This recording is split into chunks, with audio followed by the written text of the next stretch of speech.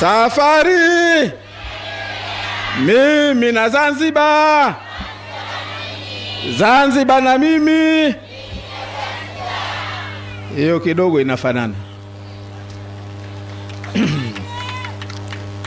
Ndugu makamu mwenyekiti wa chama chetu, ndugu mwenyekiti wa chama chetu mkoa wa Kaskazini A, ndugu naibu katibu mkuu, ndugu viongozi mbalimbali tuliopo, wazee wetu, mama zetu, ndugu zetu, wanachama wenzangu, mabibi na mabwana, asalamu alaykum. Habari ya jioni. Kwanza naomba na mimi niungane na nyinyi kumshukuru Mwenyezi Mungu. Kumshukuru Mwenyezi Mungu, alhamdulillah, kwa kutujalia uzima. Waliovuka maji wakavuka maji, tukafika salama, alhamdulillah, tukafika kwa ajili ya shughuli yetu hii. Kama tulivyoambiwa leo tokea asubuhi tumeamkia Tumbatu. La pili, naomba nichukue fursa hii kwa dhati kabisa kuwashukuru viongozi wetu kwa maandalizi ya mkutano wetu huu. Viongozi wetu wa jimbo, viongozi wetu wa mkoa, lakini na viongozi wetu makao makuu. Lakini kwa namna kipekee kabisa, naomba niwashukuru wenzangu, wazee wetu, ndugu zetu, wanachama wenzangu kwa mahudhurio yenu katika mkutano huu. Mnajua kwa nini tunashukuru sana kwa mahudhurio yenu? Kwa sababu juhudi kubwa ya wenzetu Chama cha Mapinduzi, juhudi kubwa wanaoifanya ni kuhakikisha kwamba wanatukatisha tamaa, tusidai iliyokuwa haki yetu. Tusidai haki ya nchi yetu, tusidai haki yetu ya kiraia kwa vitimbi na vituko mbalimbali. Wamefika kuua, jamani, kweli si kweli? Wamefika kuhujumu watu, kweli si kweli? Na sasa hivi wamefika kufanya kila aina ya dhulma. Juhudi yao kwamba tusisimame kudai haki yetu. Lakini na sisi tunawaambia, hapa mmekata mlimau. Hapa mmekata mlimau. Maana yake ukikata mlimau tawi moja yanaota 11. Kwa hivyo mimi nawashukuru sana, na wanawaambia siku zote kila pahala kwamba haya mahudhurio, jamani, msione hivi na watia watu homa, mnalaza watu na viatu, mnawalaza watu na kata mkononi. Maana kuingia chooni wakajitia maji hushindwa. Leo waliposikia kuna mvua Tumbatu, wakapiga simu wakasema, nasikia mkutano wenu umeahirishwa Tumbatu kwa sababu ya mvua.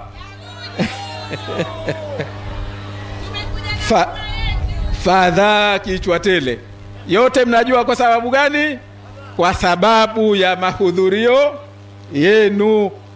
Kwa sababu haya mahudhurio ndio yanaonyesha kwamba nyinyi fanyeni dhulma mtakayofanya, fanyeni hadaa mtakazofanya, fanyeni mnayofanya, lakini sisi kwa sababu tunaijua haki yetu, tunasimama katika kudai haki yetu. Kwa hiyo hili lazima niwapongeze sana na niwashukuru. Lakini shukurani maalum akina mama, akina baba, wazee wetu wa Tumbatu, ni kwa mapokezi makubwa ambayo mmetupa leo tulipofika. Tulifika Jongowe, tukaja huku Kichangani, mapokezi makubwa tokea asubuhi. Leo Tumbatu imechangamka. Ama si kweli jamani? Mimi leo narudi na mchele wangu mfukoni. Narudi na mchele wangu mfukoni, alama kwamba nimefika Tumbatu. Kwa hivyo mimi nawashukuru sana wazee wangu kwa mapenzi mliotuonesha. Waswahili wanasema mtu akipendwa ufanya nini? Na akiaminiwa ufanya nini? Na mimi niwaahidi kwa mapenzi na kuniamini huku, niwaahidi na mimi kujipendekeza na kujiaminisha kwa kuwatumikia kwa nguvu zangu zote, kwa uwezo wangu wote. Tufike katika kule tunakotaka kwenda nako kwenye mamlaka kamili. Ndugu zangu, mmeambiwa hapa kwamba tumeanza ziara hizi kwa upande wa Unguja na tumeanza Tumbatu. Haikuwa kwa bahati mbaya. Haikuwa kwa bahati mbaya. Alipoondoka mzee wetu Maalim, wenzangu kama walivyosema makamu mwenyekiti hapa, pamoja na wote waliokuwepo, magwiji, mahodari wa siasa, weledi wa siasa, lakini wakaona waje wanichuko mimi huko nilikokuwa, wakasema twende ukatuongoze katika harakati hizi.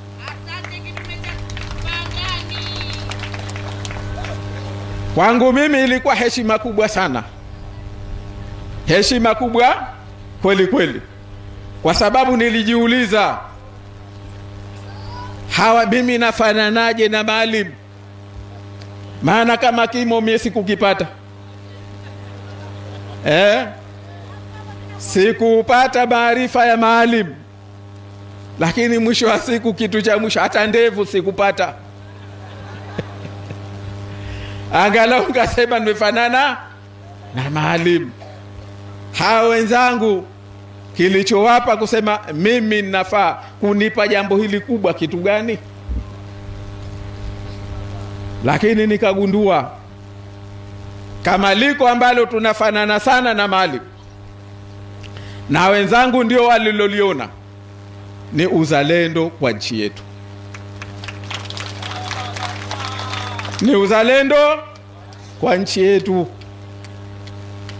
Na hili ndio tunalofanana pia na watu wa Tumbatu. Maana waliponipa ule mkoba wa Maalim, katika kuchungulia, la kwanza kasema kwamba nchi hii lazima ufanye kazi, lazima uwafike wakukubali ufanye kazi nao wenye nchi hii. Na wenye nchi hii asili na jadi ilipoanzia ni watu wa Tumbatu. Vijana inawezekana hamjui, lakini sisi tuna vitabu wengine tunaopenda kusoma, vimeandikwa tokea na Wareno miaka karibu 400 iliyopita, na wanasema utawala wa jadi ambao jinsi ulivyokuwa ukiiendesha Zanzibar vizuri, dunia nzima wakaipenda Zanzibar miaka 400 iliyopita, na utawala ule wa jadi ulikuwa asili yake ni Tumbatu. Ndio maana Maalim akasema kwamba nchi hii yetu ukitaka kuiendesha Zanzibar lazima uende na kanuni ya mafia matatu. Ukitaka kufanya kazi kuiendesha nchi hii, lazima mtu wa Unguja awemo, lazima mtu wa Pemba awemo, lakini lazima na Mtumbatu awemo.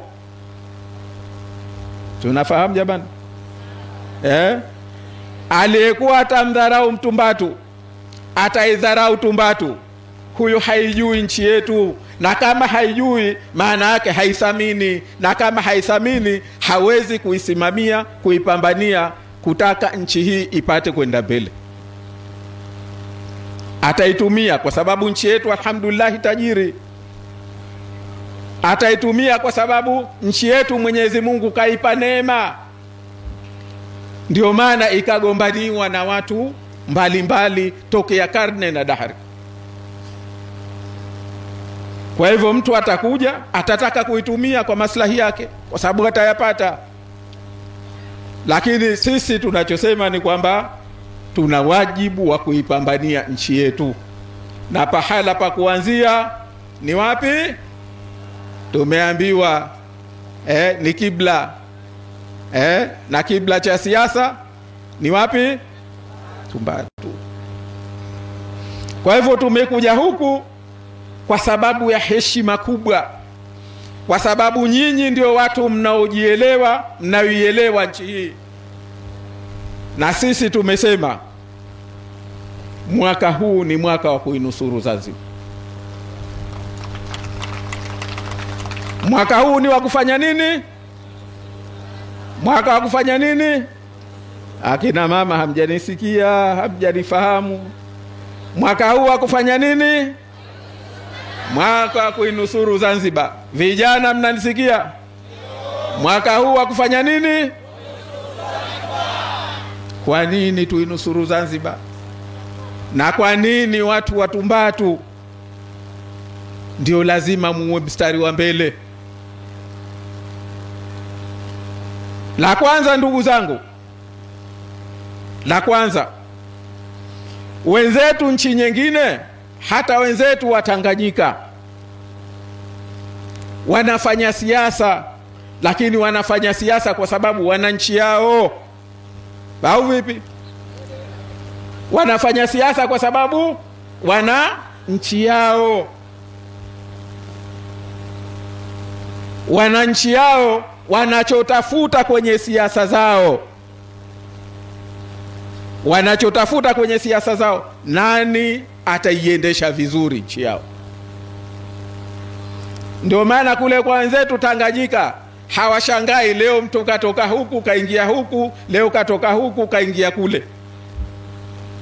Kwetu sisi hata ukimkuta kweli mtu katoka kwenye harakati hizi, katoka kwenye miongoni mwetu ambao tunapigania nchi hii, leo kimsikia mtu katoka ACT Wazalendo kenda CCM, ama atakuwa ni tasi.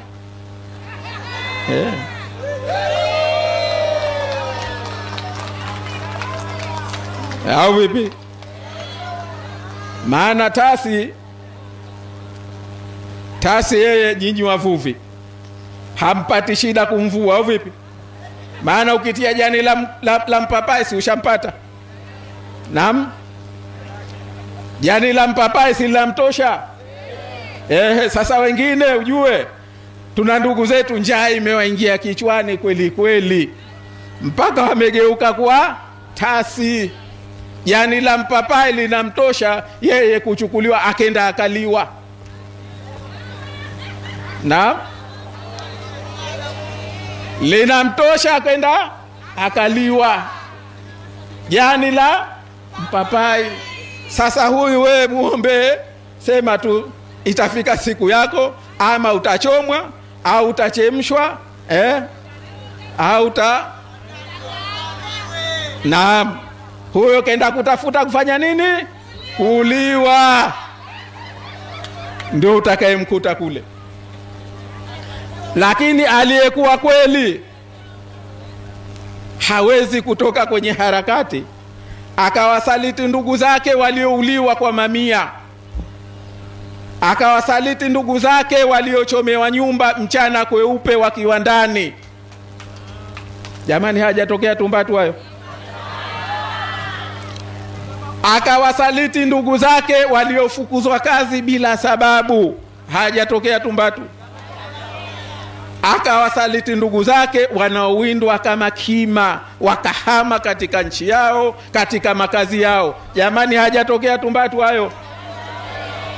Sasa leo mtu ukitoka ukaenda kule ukasema unakwenda kufata nini, utakuwa tasi, umekwenda kufata kuliwa.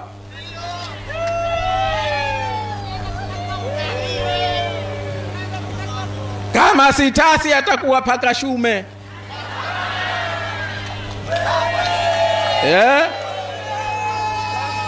Kama si tasi atakuwa nini? atakuwa paka shume. Jamaa, mnamjua paka shume visa vyake? Paka shume msifikiri kwamba anawala watoto.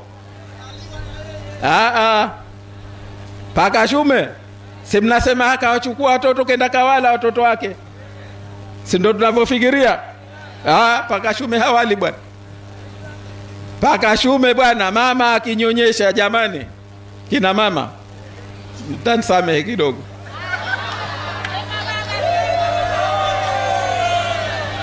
mama akinyonyesha, paka shume bwana ule hapati vitu, hapati habari yake, mshanifahamu. Sasa njia peke yake mama aache kunyonyesha. Ndio maana usema usiwe udhia. Kama udhia ni hawa watoto, wacha tu ni watoe roho, lakini mimi nipate kile kitu kidogo. Akina baba mpo? Kina baba mnanifahamu? Huyo ndio paka shume. Hali watoto, anaua, anatoa roho watoto wachanga ili apate kile kitu kidogo. Na ndio maana mnamsikia akitaka kukidai, hukidai mtaa mzima mtapata habari, kwa sababu alikipata kwa njia ya dhulma. Sasa tuna na wenzetu, ndugu zangu Watumbatu, wako tayari wakuue ndugu yako, akutoe roho, apate tu uwakilishi, eti apate ubunge, apate usheha mwingine, yani apate kile kitu kidogo. Utoe roho ya mtu, uhujumu mwenzako kwa sababu upate kitu kidogo. Sasa hawa ndio hao unaosema huyo atakwenda kule kwa sababu huyo ana akhlaki ya nini? Paka shume. Kwake yeye Mwenyezi Mungu kamuumbia kwamba apate tu kile anachokitaka, hata kama hakina maana. Hajali roho, hata ikiwa ni ya ndugu yake, hata ikiwa ni ya mwanawe aliyomzaa.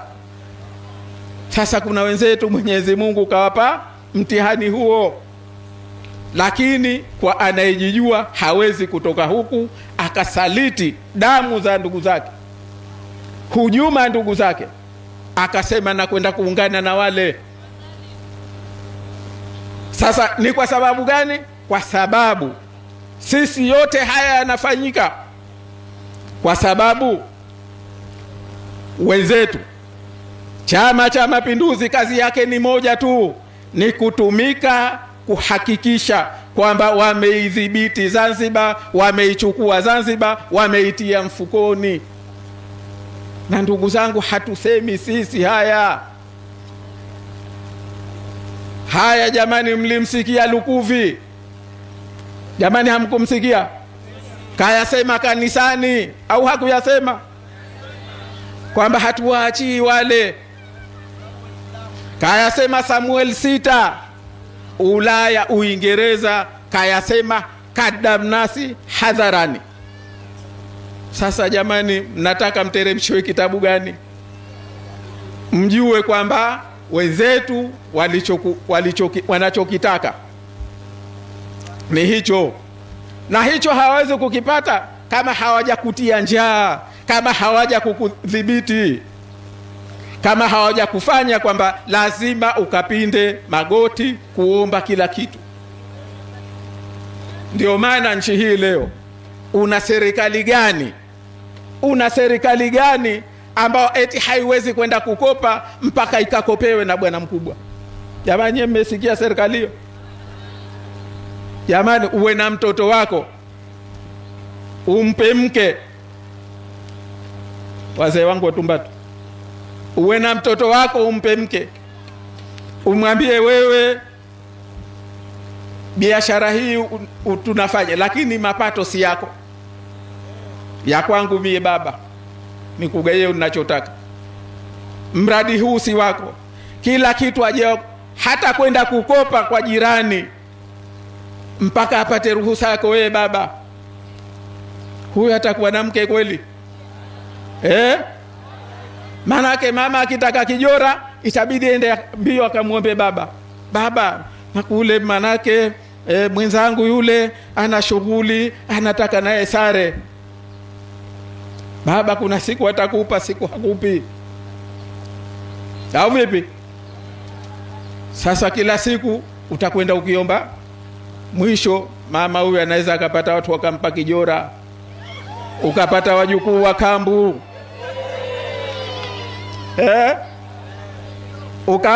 Ukapata nini? Wajukuu wa kambu, sio wako. Sasa na sisi ndio tulivyofanywa. Ndio huwa nawaambia, na hili napenda nilirudie, maana wanakasirika sana.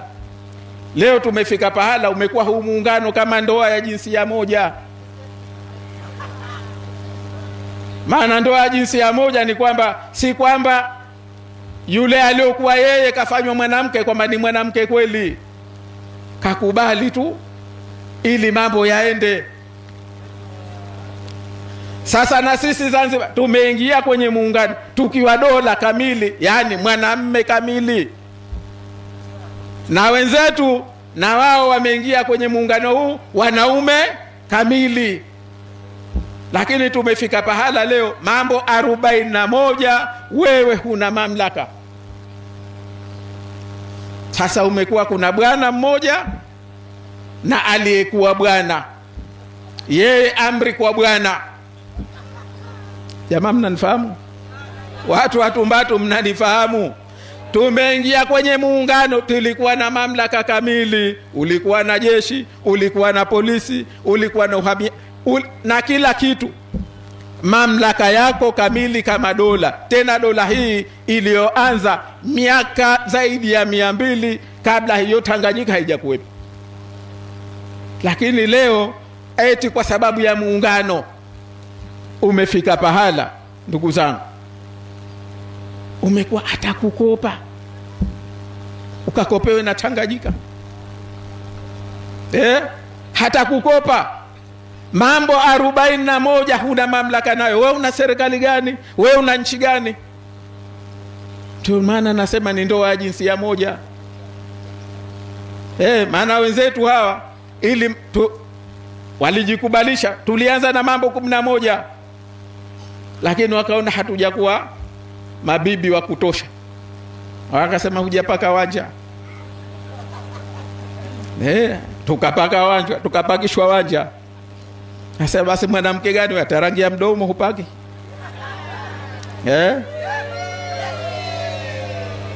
Wenzako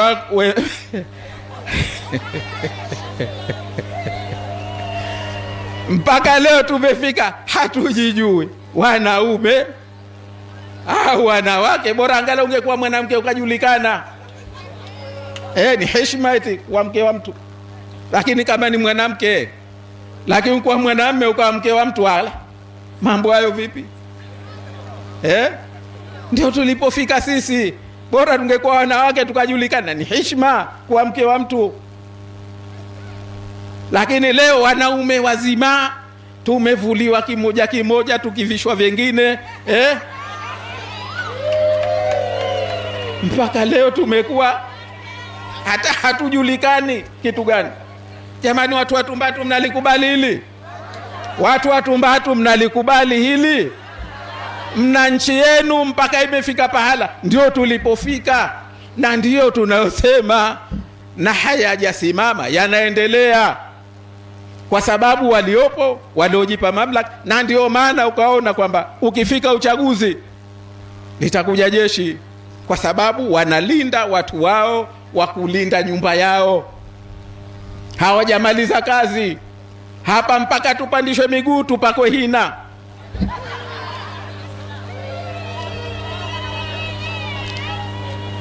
Sijui atafanya nini, lakini naona nia yao mpaka mwisho. Siku watakayoona tumbo liko juu, mtu unatema mate, ndo atajua kama sasa kazi imemaliza. Ndio tunako pelekwa. Jamani, watu mbatu, hadithi hiyo mnaikubali? Ndio maana tunasema jamani, hawa safari yao haijesha. lazima mwaka huu tusimame. Na waambieni, na ndugu zetu bahati nzuri wengi walioko CCM wameamka, wameona huku siko. Lazima tusimame, tufike pahala tuinusuru Zanzibar, tusimamishe nchi yetu, tuwe na mamlaka kamili, tuweze kuendesha nchi yetu, tuweze kuendesha mustakabala wetu, tuwatoe watoto wetu katika umaskini huu, tuwaepushe watoto wetu wasije kuwa wageni katika nchi yao. Na sijui tunasubiri kitabu gani? Tunayaona leo, anatoka mtu si Mzanzibari, anakuja kuandikishwa, anapewa zanaidi. Huyu kesho kutwa ndio mwakilishi wako, huyu ndio mbunge wako, huyu kesho kutwa ndio rais wako. Ndio hapo ninaposema, hapo sasa utakuwa na tumbo miezi 9, utafanya nini? Na mimba haitoki tena, itabidi uzae tu. Sijui. Na kwa hapo utakuwa umekufa uzazi tu, lakini mtoto atabaki. Ndio tunapotaka kufikishwa. Kwa hivyo ndugu zangu, tunasema kwamba sababu ya kusema lazima tuinusuru Zanzibar, wenye Zanzibar ni nyinyi watu wa Tumbatu. Nyinyi hakuna wakuja, nyinyi hakuna wakuchovya, nyinyi ndio ambao mmebaki na dhamana hiyo. Na ndio maana tunawashukuru sana kwamba kuendeleza mila na dasturi zetu ndio akiba yetu iliyobaki. Ndio maana makamu mwenyekiti akataka kuthibitisha kwamba nyinyi ndio wenye dhamana, ndio akataka nyimbo za asili, hakuna pengine, haya ni Tumbatu tu. Kwa hivyo ndugu zangu, tunachosema ni hicho. Lakini la pili, watu wanataka kurudi mjini. La pili ndugu zangu, la pili tunalosema ndugu zangu ni kwamba lazima tufike pahala, lazima tufike pahala nchi hii iendeshwe kistaarabu. Nchi hii ni ya waungwana, nchi hii ni ya waungwana. Lazima ifike pahala nchi hii iendeshwe kiungwana. Hatuwezi tukaishi katika nchi ambayo watu wanachungwa kama mbuzi au kama kondoo. Haiwezekani, haiwezekani. Kama umejikubalisha kwa wewe kiongozi, twende kwa ustaarabu, twende kwa ustaarabu.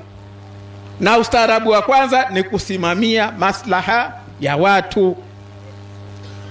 Lakini leo hebu niambieni ndugu zangu wa Tumbatu, uchaguzi ni kitu gani? Uchaguzi ni njia ya kusema kwamba fulani ndio atuendeshee mambo yetu. Sasa kama wenye ufalme huo ni nyinyi wananchi, tukenda kupiga kura, kura si ya chama. Tukenda kupiga kura, mkenda si Othman Masudi, ni kura yenu. Mmesema tunamtaka Othman ndo atuongoze, ni kura yenu. Mmesema tunamtaka Ngwali ndio awe mbunge wetu, tunamtaka Mcha awe mwakilishi wetu. Ndio maana ya kura ni yenu nyinyi, si ya chama, si ya serikali. Na ndio ufalme wa mwananchi katika nchi yake. Mkinyang'anywa haki hiyo wananchi, ndugu zangu wa Tumbatu, mkinyang'anywa haki hiyo, nyinyi hamna sababu ya kuwa Watumbatu, hamna sababu ya kuwa Wazanzibari, hamna sababu ya kuwa wananchi. Nyinyi ni watumwa katika nchi yenu. Maana mtumwa ndio hana amri, bwana wake awe nani au vipi? Anaweza akauzwa au vipi? Mtumwa ndiye ambaye hana amri nani awe bwana wake. Lakini ukiwa mwananchi huru, haki yako ya kwanza hakuna bwana juu yako baada subhana wa ta'ala. Juu yako Bwana peke yake ni nani? Allah subhanahu wa ta'ala. Sasa hawa wao wanachotaka ni kufanya kwamba wewe ni mtumwa katika nchi yako, usichague bwana, wachague wao. Mtakubali ujinga huo? Watu wa Tumbatu, mtakubali ujinga huo? Ndio maana tunasema ujinga huu sasa hatuwezi kuendeshwa nchi katika nchi na mambo ya kijinga ya namna hiyo.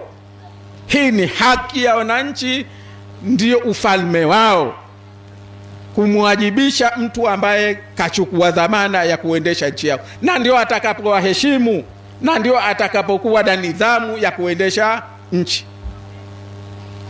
Hawa leo unakwendaje leo umuue mtu ambaye unataka kwenda kumuongoza? Unaendaje kumhujumu mtu unayetaka kumuongoza? Tumefika pahala leo, maskini za Mungu, unamchukua pandu ende akamuojecha, unamvisha gwanda huyu, yani maskini aliyevishwa gwanda anakwenda kumuua ndugu yake mwenye viraka. Huu ni ujahili uliopindukia kiasi. Halafu mtu utamkuta msikitini anasema mie mtu wa haki, amani. Tumefika pahala nchi hii tumetolewa hata kwenye dini yetu. Maana masikini pandu akishakuvishwa gwando anaona yeye bwana wake ni yule anayempa mshahara, kumbe ni mshahara wa baba yake, ule ni mshahara kutoka kwa mama yake, ni mshahara kutoka kwa mjomba wake, ndiye anayelipa kodi. Yule hana mshahara bwana, yeye anauiba huo mshahara. Tumefikishwa huko. Unakwenda kumpiga ndugu yako, unamuua ndugu yako. Hawezi. Nchi lazima itadamirika. Nchi lazima itadamirika. Huwezi kuendesha nchi kidhalimu namna hiyo, nchi hiyo ikasimama, hasa ikiwa watu wenyewe wanajiita au ni Waislamu. Haiwezekani. Na sisi tunasema hili ujinga huu lazima sasa ufike mwisho. Lazima ujinga huu sasa basi. Leo tumefika pahala watu Mbatu, jamani, niwaombe ndugu zangu watu Mbatu, msikubali mkapiganishwa, msikubali mkafarakanishwa. Tunachosema tufike pahala tutetee leo.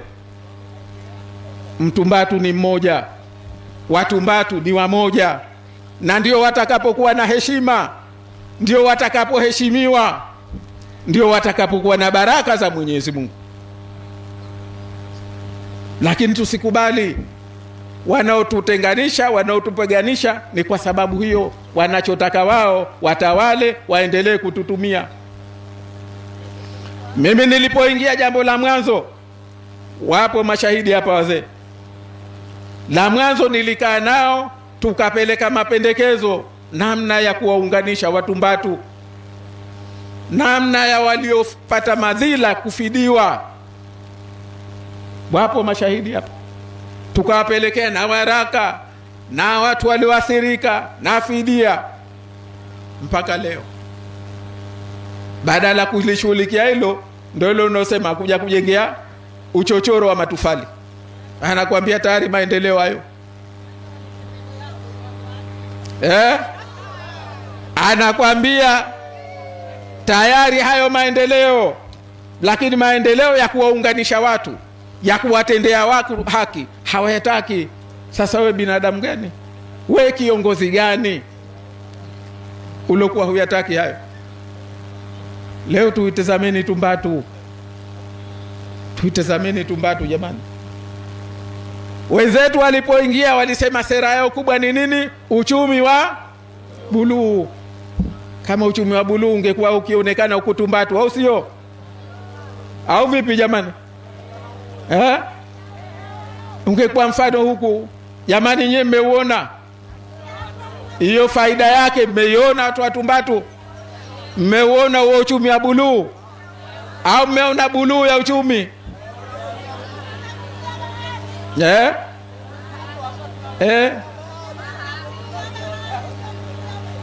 Leo hebu tujiulizeni watu wa Tumbatu, kwa hadhi ya kisiwa hichi, kwa utajiri wa kisiwa hichi, leo ni mpaka tupige ramli ya maji.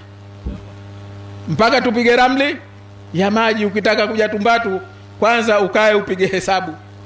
Maji saa ngapi, kutoka saa ngapi, kuingia saa ngapi. Mgonjwa hajui maji. Dharura haijui maji.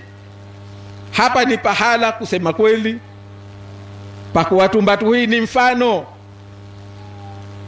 Pakuwa Tumbatu hii ni mfano. Na ndio maana tunasema kwamba sisi inshallah Mwenyezi Mungu baada ya Oktoba, jamani, ahadi hii tunaichukua kwenu, tunaichukua mbele ya Mwenyezi Mungu. Tutairudisha heshima ya Tumbatu. Tutairudisha heshima ya Tumbatu. Watu kenda kujenga, anasema anakwenda kujenga kiwanja Maisara bilioni 7. Tumbatu kweli, pa kwamba hapa upige ramli ya maji, haifanani. Unasafiri hapa unakuja huku kufika Majaliwa, haifanani. Hiyo sio heshima ya Tumbatu, na hiyo sio daraja ya Tumbatu. Leo tumekuja kupakwa mafuta kwa nyuma ya chupa, tunaambiwa wilaya ndogo. Ajabu na kituko cha watu hawa. Wilaya ndogo lakini hutimizi hadhi ya kuwa jimbo. Ajabu. Nini? Kwa sababu watu wapate kushinda tu. Sisi tunachosema, hadhi ya Tumbatu linastahili kuwa jimbo kamili, na inshallah litakuwa jimbo kamili, jimbo la Tumbatu, kulinda heshima, mila na silka ya watu wa Tumbatu. Mwingine anasema watu kidogo.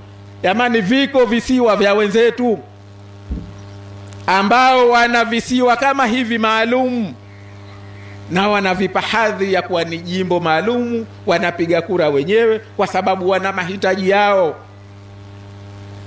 Tumbatu kuwa mji mdogo wakajiendeshea mambo yao, hiyo ni haki yao, kulinda silka zao, kulinda mila zao. Hayo hawayajui wenzetu, kwa sababu wao hawako kwa watu. Wao wapo kwa sababu ya kutaka vyeo, kwa sababu kwa wao vyeo ni biashara.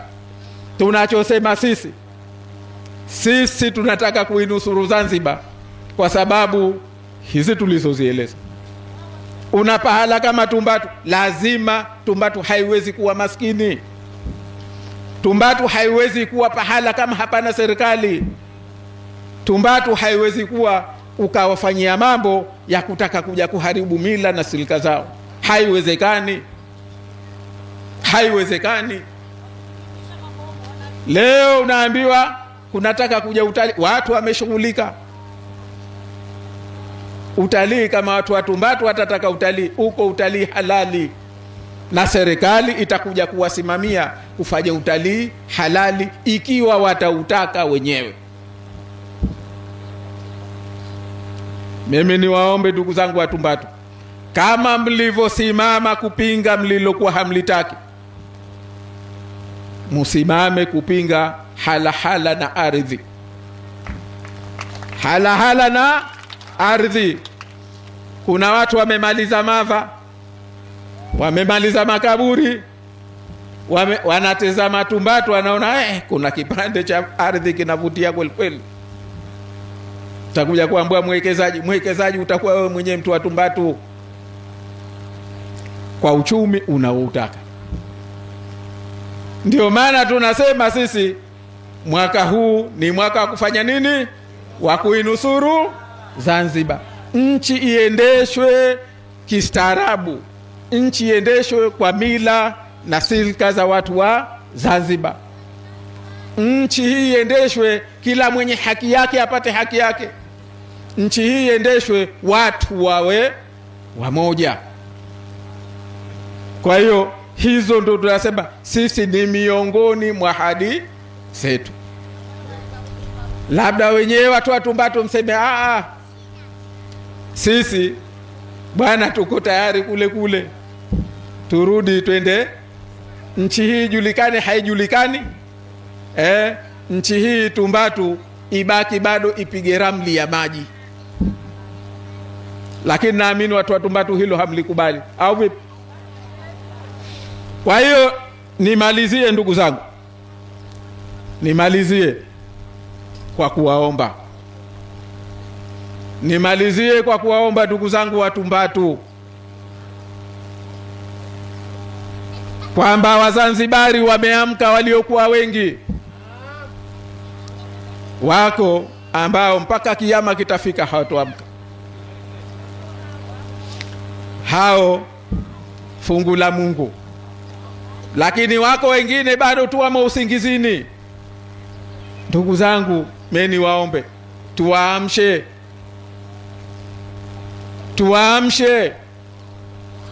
tufanye nini? Tuwaamshe. Lakini la pili, ndugu zangu, niwaambie salamu za ndugu zenu wote wa Zanzibar, kwamba matumaini yao ni kuhakikisha kwamba nchi hii Oktoba 2025 tunakwenda kufanya mabadiliko. Nchi hii tunawaondoa hawa ambao kwa wao utawala ni biashara. Tunaondoa paka shume, tunaondoa hawa wanaotaka kutuingiza, wanaung'ang'ania kwenye ndoa ya jinsia moja. Tunawaondoa watu ambao wanawafarakanisha Watumbatu. Tunawaondoa watu ambao kwao wao vyeo ni biashara.